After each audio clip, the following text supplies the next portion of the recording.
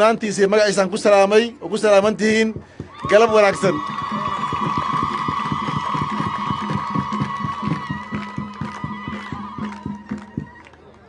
reer Ari Cadeeye iyo reer Waqooyi Bari sidaa noo soo dhaweyseen oo kala har kala hayn qalbi wanaag leh oo sida diirana aad iyo aad baan kaga mahadcelinaynaa reer Ari Cadeeye si gaara.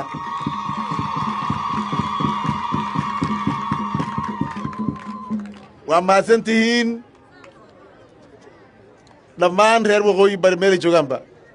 waxaan leenahay marka hore caleemasaarka madaxweynaha madaxweyne ku-xigeenka gudoomiyaha baarlamaanka dawladda Waqooyi Bari marka laga yimaado safarkayaga iyo socodkayagu si gaara ayuu dawlad goboleedka Waqooyi Bari wuxuu noogu yahay xasuus gaara.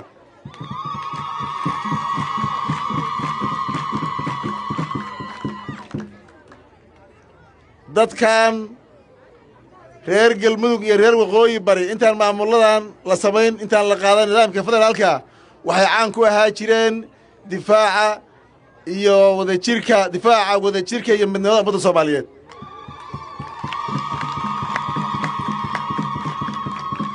haddana iyadii oo reer Waqooyi Bari si gaara ay halgan ugu bixiyeen u istaageen inaan ku dhiirigelinno ku garab istaagno ayay safarkeega qayb weyn ka tahay.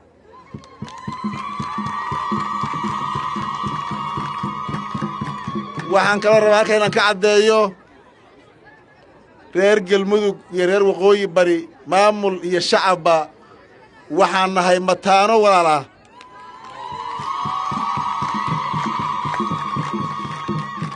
waxaan mataana ku nahay danta midnimada wadajirka difaaca qarannimada Soomaaliyeed. wax gaar ah oo aan dan u leenahay ma jiraan. danta caamka ah waa la kuna.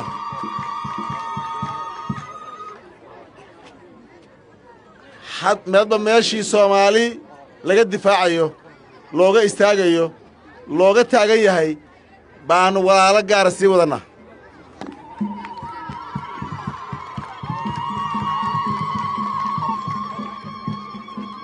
waxaan ku faraxsanahay dawlad goboleedka Waqooyi Bari inuu madax ka yahay walaalkay saaxiibkay Cabdulqaadir oo ah nin runtii Soomaalinimada midnimada wadajirka uu ka go'an yahay oo aan lahayn han ka sokeeya hanka Soomaalinimo iyo midnimada ayaan aad ugu faraxsanahay.